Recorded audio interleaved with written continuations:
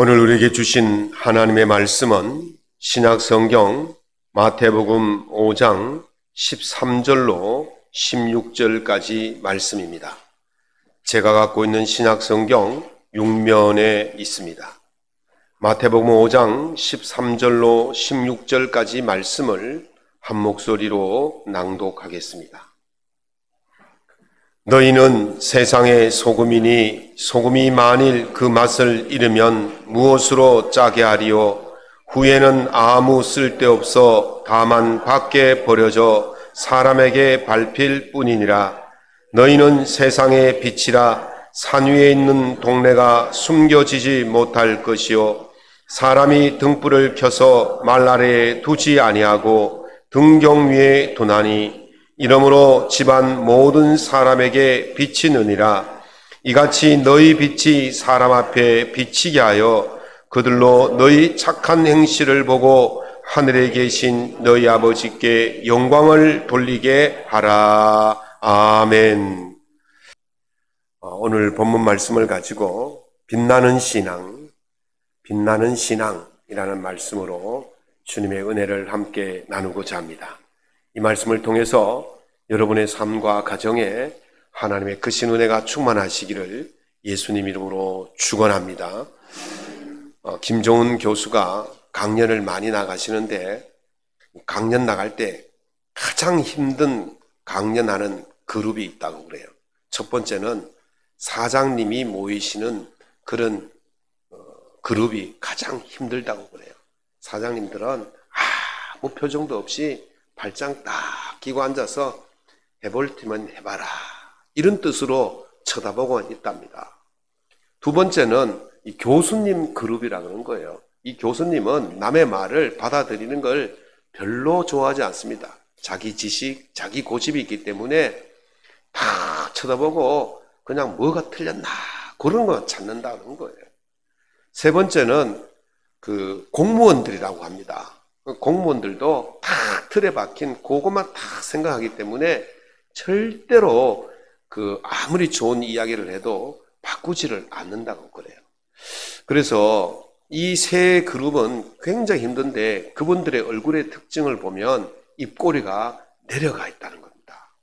그 뜻은 재미가 없다는 거예요. 그리고 젊은 층들이나 또 이렇게 주부들 강연을 가면 입꼬리가 다 올라가 있다고 해요. 재미있다는 거예요. 사는 것도 재미있으면 입꼬리가 올라갑니다. 여러분들의 삶이 항상 입꼬리가 올라가서 늘 즐겁고 재미있는 삶을 살아갈 수 있기를 예수님 이름으로 축원합니다. 이 재미있으려면 빛이 나면 재미있습니다. 어느 부부가 이제 첫 아이를 낳았는데 이 아이가 보니까 다른 아이들보다 좀 빠른 것 같아요. 옹알이도 빠르고 뒤집기도 빠르고 기는 것도 빠르고 그래서 내 아이는 천재다. 그래서 천재에 걸맞도록 우유를 먹이는데 아인슈타인 우유를 먹였답니다. 그런데 아이가 좀 자라면서 유치원쯤 가보니까 이건 좀 아닌 것 같아요. 그래서 한 단계 낮춰서 파스텔 우유를 먹였답니다. 그리고 그 아이가 초등학교 들어가서 보니까 파스텔도 좀 높은 것 같아서 서울 우유를 먹였답니다. 그런데 얘가 중학교 가서 보니까 이 서울 우유도 아닌 것 같아서 연세 우유를 먹였다는 거예요. 그리고 얘가 고등학교 가보니까 그것도 아닌 것 같아서 저지방 우유를 먹였답니다. 저지방 대학이라고 가라고. 11월 14일이 25학년도 대학 입학 수능 시험을 치는 날입니다. 아인슈타인 우유부터 저지방 우유를 먹은 학생들이 모두 시험을 칩니다. 저는 이것을 보면서 대학 서열이 이렇게 무섭구나. 그리고 부모들의 과도한 욕심과 관심이 아이들을 참 이렇게 사지로 몰고 있구나 그런 생각을 해봅니다. 그러나 아무리 아인슈타인 우유를 먹이고 서울 우유를 먹여도 자기가 주도적으로 삶을 살지 아니하면 아무런 소용이 없습니다. 부모가 아무리 환경이 좋고 또 좋은 음식을 갖다 줘도 그 아이가 자기 삶을 주도적으로 살지 아니하면 저지방 대학이라도 가는 것도 힘들어지죠. 우리 아이가 어릴 때는 파스테르 우유를 먹고 자랐습니다. 그리고 지금까지 서울 우유를 먹습니다. 그런데 서울에 있는 대학을 못 갔어요. 아무리 부모가 좋은 걸 먹여도 스스로가 주도적으로 살지 아니하면 안 되는 겁니다. 부모가 아이를 출산하여서 생명을 주었지 않습니까? 그리고 일정 기간 동안 양육하고 돌봅니다. 그 다음부터는 어떻게 해야 됩니까? 스스로가 주도적으로 살아야 돼요. 그 생명의 책임은 부모가 져주는 게 아니에요. 스스로가 그 생명에 책임을 주고 그 생명에 걸맞도록 그런 삶을 살아내야 하는 것이죠. 그래서 부모가 주신 그 생명은 다른 생명이 아니에요. 부모의 생명이 아니에요. 자신의 생명이기 때문에 자신이 잘 가꾸고 주도적으로 살아야 됩니다. 오늘 예수님께서 자기 자신에 대해서 이렇게 말씀하십니다. 요한복음 8장 12절에 보니까 나는 세상의 빛이니 나를 따르는 자는 어둠에 다니지 아니하고 생명의 빛을 얻으리라. 생명의 빛을 얻으리라. 예수님은 세상에 생명을 주러 오신 생명의 빛입니다. 우리는 예수님께 생명의 빛을 얻은 존재입니다. 그래서 바울사도는 너희가 전에는 어두움이더니 이제는 주 안에서 빛이라고 말씀하셨어요. 다시 말씀드리면 그리스도 안에서 우리는 또 다른 빛이라는 것입니다. 그리스도 안에서 우리는 생명의 빛이라는 것입니다. 어떤 이는 예수님이 진짜 빛이고 우리는 예수님의 빛을 반사한 반사빛이라고 그래요. 그래서 비유하기를 예수님을 태양이고 우리는 달이다. 태양을 빛을 반사하는 달이다. 그렇게 말합니다. 여러분, 달의 빛은 진짜 빛이 아니잖아요. 그런데 예수님은 우리를 빛이라고 말씀하셨습니다. 가짜 빛이 아니라 진짜 빛이라고 말씀하셨어요. 그래서 저는 우리가 가짜 빛이 아닌 달빛이 아닌 진짜 빛이라고 생각합니다. 그래서 예수님께서 오늘 본문 말씀에 너희는 세상의 빛이다 그렇게 말씀하신 거죠. 빛이라는 거예요. 가짜 빛이 아니에요. 반사 빛이 아니에요. 진짜 빛이에요. 예수님의 빛과 우리의 빛은 밝기와 크기의 차이가 있을지 모르지만 같은 빛이라는 사실입니다. 오늘 본문 말씀처럼 여러분들인 예수님께서 말씀하신 세상의 빛인 줄로 믿으시기 바랍니다. 그러니까 부모에게 생명을 받은 자녀가 또 다른 생명인 것처럼 우리가 빛이신 예수님부터 빛을 받았기 때문에 우리 속에 예수님의 빛, 또 다른 빛이 우리 속에 품었다는 사실을 아시고 우리 이 빛을 주도적으로 밝히면서 빛나는 인생을 살아갈 수 있기를 예수님 이름으로 축원합니다. 그러면 이 빛나는 인생이 되기 위해서 어떻게 해야 되느냐? 빛은요, 숨길 수도 없고 숨겨서도 안 됩니다. 오늘 본문 말씀에 산 위의 동네가 숨기지 못하리라 말씀하셨습니다. 산 정상에 마을이 있으면 밑에서 보면 다 보입니다. 숨길 수가 없는 것이죠.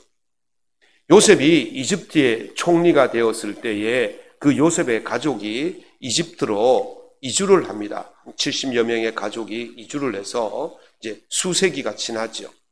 한 300년 또는 250년 지났을 때에 요셉을 알지 못하는 왕이 등극을 합니다. 그리고 그 왕이 이 히브리 백성들, 이스라엘 백성들이 번성하는 것을 보고 두려움을 느껴서 산하 제한을 합니다. 아이가 태어났을 때 여자아이면 살려두고 남자아이는 죽여라 그랬어요. 그런데 이 산파들이 사람의 생명을 함부로 죽일 수가 없어서 살려두지요. 그리고 묻습니다. 관원들이 왜 아이를 살려두느냐 그랬더니 히브리 백성들의 그 산모들은 너무도 건강해서 우리가 도착하기 전에 이미 아이를 놓았습니다. 그래서 이 그 산파들이 하나님께 복을 받았다. 그렇게 성경은 기록합니다. 그래도 아이들을 죽이라고 강압을 하니까 어쩔 수 없이 죽이게 되는 그런 비극적인 일이 출애굽기에 나오지요. 그런데 이때에 그 아므람이라는 레위 지파의 자손과 요게벳이라는 여자가 결혼을 합니다.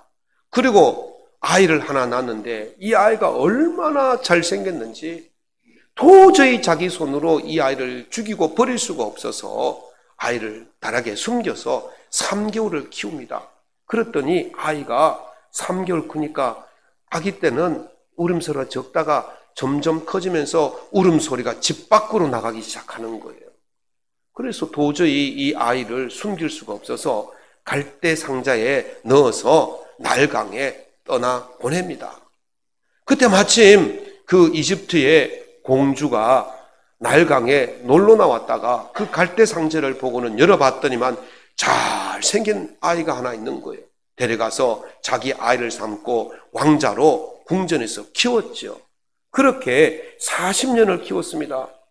그런데 이 아이가 자기가 이스라엘 민족이라는 것을 깨닫고는 거기서 탈출을 해서 광야로 갑니다. 광야에서 또 40년을 지내는데 거기서 하나님께서 너가 이스라엘 민족이라는 것을 알게 되어 가르쳐 주시고 그래서 이제 이 사람이 이스라엘 민족을 이집트의 압박에서 구원하는 그런 민족의 지도자가 된 겁니다. 이 사람이 누구예요? 모세가 아닙니까? 물에서 건져내었다라는 뜻의 모세지요. 자, 집에서 숨겼지만 숨길 수가 없었어요. 왕궁에서 숨겼지만 숨길 수가 없었어요. 광야에서 숨었지만 숨길 수가 없었어요. 하나님의 자녀는 빛은 결코 숨길 수 없음을 믿습니다. 그러므로 우리는 이 빛인 우리 존재가 숨길 수가 없다면 어떻게 해야 됩니까? 박해가 한참 심하던 초대교회 시절에 소아시아의 서머나 지방에 폴리갑이라는 교부가 있었어요. 그 교부가 너무 유명한 사람이어서 이 사람들이 그를 다 알아봤거든요. 그래서 이 사람이 이 박해를 피해서 숨으면 그 사람이 어디 있는지를 다 아는 거예요. 그래서 숨는 데마다 잡으러 쫓아다니니까 결국 나중에 이 사람이 더 이상 숨지 않고 체포가 되었어요. 그리고 신문관 앞에 신문을 받습니다. 너 예수를 배반하면 살려주겠다. 그때 폴리갑이 이렇게 말합니다. 내가 86년 동안 예수님을 섬겼는데 예수님은 한 번도 나를 배신한 적이 없다. 그런데 어찌 내가 예수님을 배신하겠느냐? 그렇게 말하고는 그 화형을 당해 순교를 당하셨습니다. 이분이 숨기려고 했지만 숨길 수가 없었어요. 그때는 어떻게 됩니까? 차라리 당당하게 드러내는 거예요. 나는 빛이다. 나는 하나님의 자녀다. 나는 하나님의 제자다. 그걸 당당하게 드러내야 할 때 그 빛이 더 빛나게 될 줄로 믿습니다. 여러분들이 밖에 나가서 세상 사람들을 만날 때 또는 여러분들의 가족이나 친구를 만날 때 여러분들이 교회 다니는지 그리스도인인지 모르는 가까운 사람들이 있습니까? 만약에 여러분들이 교회 다니는지를 여러분들이 만나는 사람들이 모른다면 여러분은 스스로를 숨기고 있는 거예요.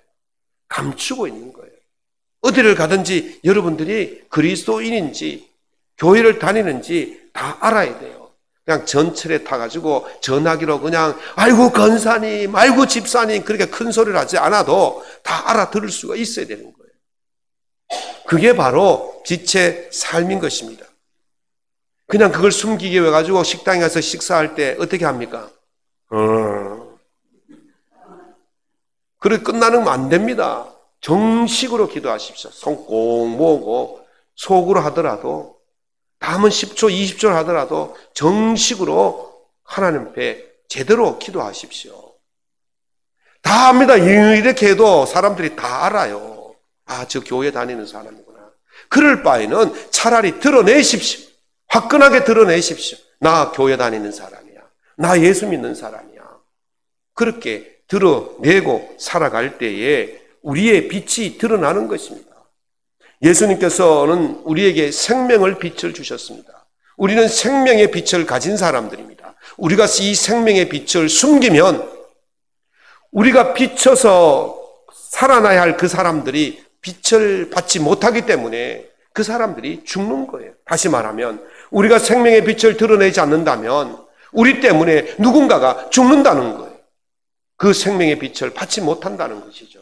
그러므로 우리가 생명의 빛을 드러낼 때 우리 때문에 누군가가 생명의 빛을 받고 살아나게 되는 역사가 일어나게 될 줄로 믿습니다.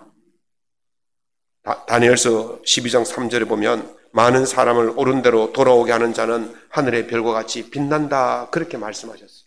여러분들이 이 빛을 드러낼 때에 많은 사람들이 생명의 빛을 받고 돌아오게 되어지고 그들로 인하여서 우리 또한 빛나는 인생이 될 줄로 믿습니다. 오늘 말씀처럼 산 위의 동네가 숨기지 못하는 것처럼, 빛이 숨기지 못하는 것처럼 빛인 우리가 우리 자신을 드러내어서 수많은 사람들을 옳은 길로 돌이키는 빛나는 인생이 될 수 있기를 예수님 이름으로 축원합니다.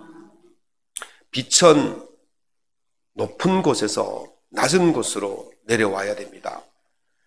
사람이 등불을 켜서 말 아래에 두지 아니하고 등경 위에 두나니, 그렇게 말했습니다. 이 말이라는 말은 우리가 타는 그런 말, 우리가 말하는 말, 그게 아니고 그 대박 있지 않습니까?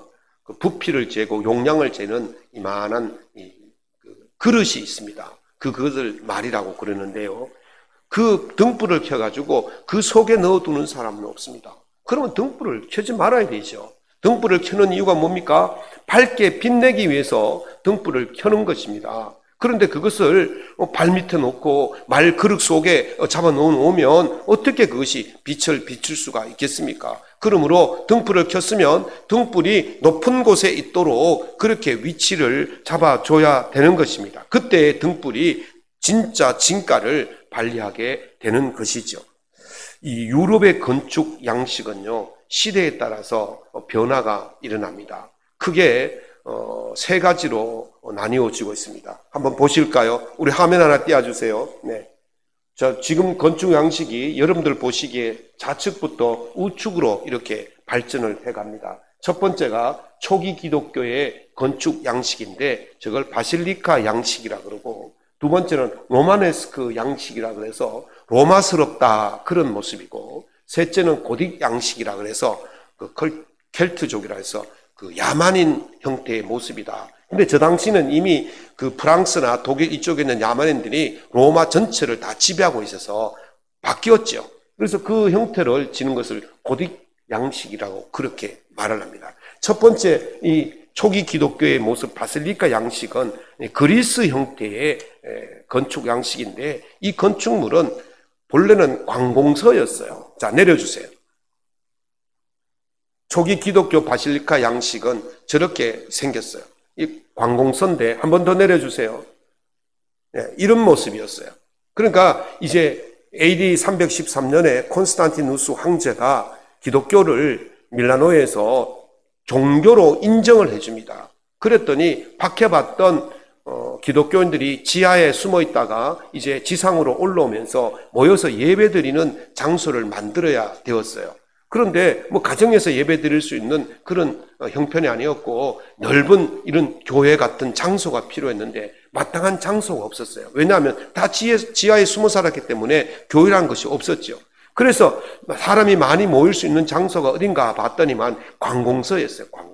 관공서 로비도 크고, 그러니까 거기에 모여서 예배를 드렸는데 바로 저런 형태의 길쭉하게 직사각형의 형태의 예배를 드릴 수가 있었죠. 그러다가 점점 사람들이 모이고 좀 더 종교의식이나 예의식이 강화되면서 우리가 특별하게 이 건물을 만들어서 하나님께 예배 드릴 장소를 만들어야 되겠다. 그러면서 바뀐 것이 뭐냐면, 내려주세요. 이 로마네스크 양식이 저렇게 생겼어요. 한 번 더 내려주세요. 예, 저게 이제 모습이 저렇게 돼 있어요. 그래서 지붕을 둥그렇게, 돔이라고 그랬죠. 돔 형태의 지붕을 만들게 되었죠. 돔 형태를 만들다 보면 이 하중이 엄청나서 이걸 지탱하기 위해서는 벽을 두껍게 만들 수밖에 없어요. 벽을 두껍게 만들다 보니까 창문들이 작게 만들 수밖에 없었죠. 그러니까 빛이 들어가는 것이 적었어요. 두껍고 창문들은 적고 그런 형태의 모습이 바로 저 로마네스크 양식이죠. 그 다음에 더 발전되면서 사람들이 우리가 하나님께 더 가까이 가자, 그래서 교회를 높게 첨탑을 높게 그런 짓는 형태로 발전되어졌죠. 이걸 이제 고딕 양식이라고 해요. 지금 그래서 이 건물 벽이 막 높이 올라가니까 벽이 두꺼워질 수밖에 없잖아요. 그래서 이 벽이 두꺼워지니까 문제가 있어서 저 옆에 양쪽 날개 쪽에다가 저 보강 기둥을 막 세우는 거예요. 그리고 위로 올라갈수록 보강 기둥이 점점 많아지고 이 벽은 얇아지는 거예요. 그리고 이 하중을 줄이기 위해서 창문을 많이 냅니다. 창문을 많이 내면 큰 유리가 들어가야 되는데 옛날에는 저렇게 우리 지금처럼 통유리로 만들 수 있는 그런 기술이 없어서 조각유리를 만들어요. 조각유리를 만들어서 막 붙이는 거예요. 유리끼리 다 연결해서 붙이다 보니까 그냥 밋밋하니까 거기다가 색감을 입히는 거죠. 그래서 한 창문을 만듭니다. 이걸 가지고 스테인드 글라스라고 그럴게요. 그 형태가 우리 교회에 어디 있냐면 천장을 보시기 바랍니다. 이런 형태로 창문을 만드는데 저기다 그림을 넣는 거예요. 우리 이제 창문이 밖에는 그 그림이 있는데 그 그림 형태로 저렇게 만드는 거예요. 저렇게 만들어서 높게 막 짓고 그 창문을 많이 만들어서 창문도 막 천장까지는 안 올라가더라도 천장 옆 끝까지 올리면서 빛이 많이 들어오도록 만들었어요. 내려주세요. 이것이 바로 고딕 양식. 저기 보면 첨탑이 높잖아요. 저 양식이 대구에서 계산동에 가면 대구 제1교회의 모습이 바로 저렇게 성탑처럼 저렇게 되어 있는 모습이 바로 저 고딕 양식이에요. 고딕 양식의 내부를 한번 보시겠습니다. 자, 창문들이 저렇게 많죠. 그리고 저게 뭡니까? 다 창문으로 빛이 다 들어오도록 스테인드 글라스로 저렇게 다 만들었어요. 난처한 미술 이야기라고 쓴 양정무 교수가 저 모습을 보고 이렇게 말했습니다. 지상에 처음 재현한 천상의 공간이다. 지상을 침공한 천상의 빛이다 그랬어요. 저기 들어가 보면요, 스테인드 글라스로 통해서 들어오는 빛이 얼마나 아름다운지 모릅니다. 그래서 천상의 빛이라고 그렇게 말하는 거예요. 그래서 저도 우리 교회에 좀 그렇게 해보려고 좀 이렇게 약간 비슷하게 형태를 띠게 했던 것이죠. 빛은 높은 곳에서 아래로 내려올 때에 밝은 빛이 어두운 곳을 비칠 때에 어두운 곳이 밝아지는 것입니다. 그래서 빛은요, 위에서 아래로 내려와야 돼요. 의자 밑에 넣어놓으면 위에는 컴컴해서 안 되는 거예요. 그래서 위에 달아 두는 것입니다. 예수님께서 우리에게 이렇게 말씀하시죠. 빛이 어둠에 빛이 돼. 참빛 곧 세상에 와서 각 사람에게 비추는 빛이 있었나니 그 빛이 위에서부터 아래로 내려왔다는 거예요. 그 빛이 누구십니까? 예수님인 줄로 믿습니다. 그 빛이신 예수님께서 죄로 어두워진 세상에 내려오셔서 우리에게 비춰주심으로 죄에서 신음하는 우리가 구원의 빛을 발견하고 구원으로 인도되는 놀라운 은혜가 임하게 된 줄로 믿습니다.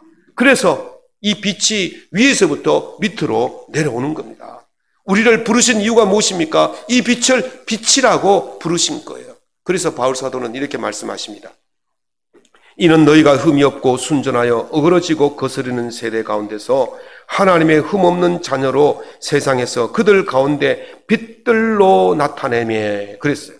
영어로 하면 Science as light in the world라고 그랬는데 세상 안에서 빛으로 살아라 이 말씀이거든요. 우리를 부르신 이유가 무엇입니까? 세상 안에서 빛으로 사라는 거예요. 그냥 숨어 살지 말고 빛을 드러내고 세상 사람들에게 비치는 인생, 빛나는 인생으로 살아가라는 말씀인 것입니다. 그러므로 우리는 더 이상 숨어서 또는 낮은 곳에서 어둠컴컴하게 그렇게 살지 않고 우리 빛이 없는 더 어두운 세상 속으로 찾아들고 스며들고 파고들고 그래서 빛을 비추는 빛나는 인생으로 살아갈 수 있기를 예수님 이름으로 축원합니다. 이 세 번째는요, 빛의 삶은 아름다운 결과물로 나타나야 됩니다. 말씀에 이같이 너희 빛이 사람 앞에 비치게 하여 너희 착한 행실을 보고 하늘에 계신 너희 아버지께 영광을 돌리게 하라 하셨습니다. 빛이 비치면 반드시 풍성한 결과가 나타나게 될 줄로 믿습니다. 일반 건물의 전구색은 보통 한 3가지 정도로 나눌 수가 있어요. 하나는 주광색이고, 하나는 주백색이고, 하나는 전구색이에요. 우리 교회에 리모델링 할 때에 이 3가지 색깔을 적절하게 사용해서 아주 조명을 설치를 했죠. 주광색이 어떤 색이냐? 형광색을 주광색이라. 형광등, 옛날 형광등이 있죠. 그걸 주광색이래. 우리 교회 안에서 주광색이 어디 있을까요? 안 보이죠? 숨겨놨습니다. 어디 숨겨놨을까요? 이 스테인드 글라스 속에 주광색을 숨겨놨어요. 이 주광색의 밝기는 한낮 정오의 밝기입니다. 가장 밝은 조도, 가장 밝은 빛을 나타내는 것이 바로 이 주광색이에요. 그래서 이 가장 밝은 빛이 이 스테인드 글라스를 뚫고 내려올 수 있도록 그렇게 설치를 해놨죠. 두 번째는 주백색입니다. 주백색은 오후 3시의 빛입니다. 사람의 눈에 가장 피로감을 덜 주는 그 빛의 밝기가 바로 주백색이에요. 우리 교회에 지금 동그란 등들 있죠? 이게 바로 다 주백색입니다. 환한 빛 밑에 오래 앉아 있으면 눈이 침침해지고 피로감이 가속되어지기 때문에, 그래서 그것을 피로감을 덜 주기 위해 가지고 이 주백색 등을 다 설치를 했어요. 여러분들 잘 모르지만 오래 있어 보면 주광색 형광등과 주백색 등 밑에 있을 때의 그 피로도가 훨씬 차이가 납니다. 세 번째는 전구색이죠. 어디 있을까요? 예, 여기 벽에 붙어 있죠. 전구색. 그리고 우리 창 속에 다 설치된 것이 바로 전구색입니다. 이것은 오후 석양의 빛입니다. 그래서 이것은 사람들에게 가장 안정적인 마음을 줄 때 이 빛이 필요해요. 그래서 침실에 이 빛을 사용합니다. 제가 이제 우리 교회 리모델링 하면서 이렇게 인체공학적으로 여러분들에게 적절하게 필요하도록 그렇게 설계를 해서 다 설치를 하라고 했죠.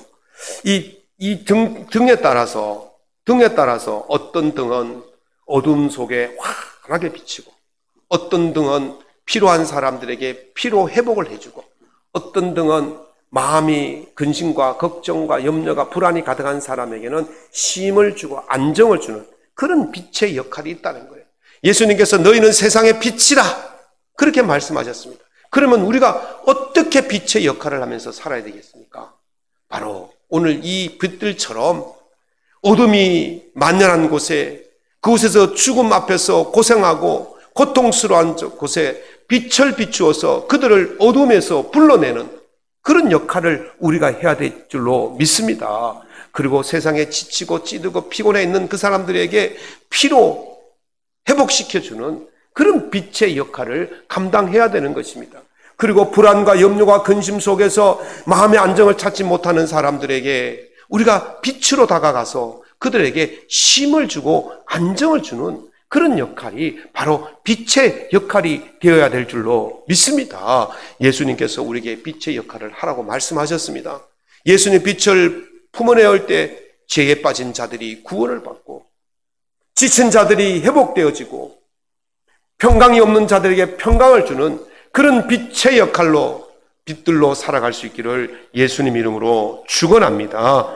베드로 사도는 오직 너희는 택하신 족속이요 왕같은 제사장들이요 거룩한 나라요 그의 소유된 백성이니 이는 너희를 어두운 데서 불러내어 그의 기이한 빛에 들어가게 하신 자의 아름다운 덕을 선전하게 하려 하심이라. 아멘. 우리가 이 빛의 역할을 잘 감당하면 하나님의 아름다운 덕, 은혜의 덕, 구원의 덕이 온 세상에 전파되어지고 그 은혜를 입은 사람들이 하나님께 영광을 돌리게 될 줄로 믿습니다. 그것이 바로 우리의 착한 행실이고, 그것을 통해서 믿지 않는 자들이 하나님께 영광을 돌리는 그런 열매가 맺히게 되는 것입니다. 사랑하는 성도 여러분, 빛으로서 빛의 열매를 많이 맺으며 살아갈 수 있기를, 그래서 빛나는 인생이 될 수 있기를 예수님 이름으로 축원합니다. 말씀을 맺겠습니다.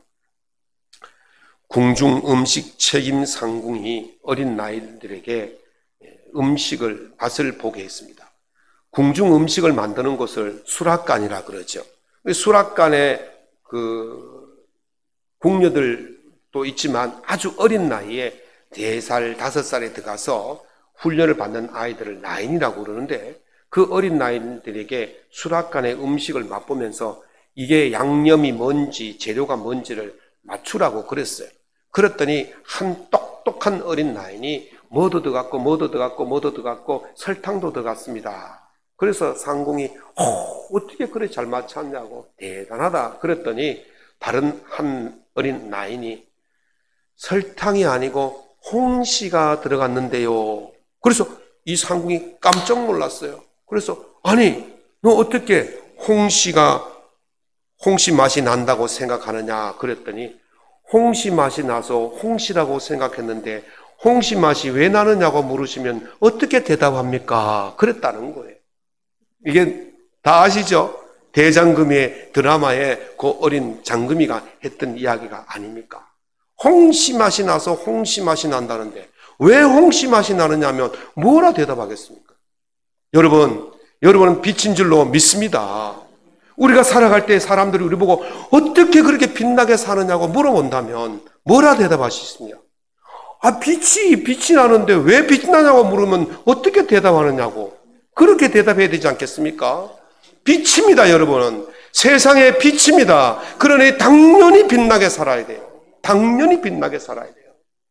그럴 때에 세상 사람들이 하나님께 영광을 돌리고 우리는 빛나는 인생을 사는 거예요. 여러분, 빛나는 인생이 얼마나 재미있겠습니까? 빛나게 사셔서 하나님께 영광을 돌리고 재미있게 빛나게 살아갈 수 있기를 예수님 이름으로 축원합니다.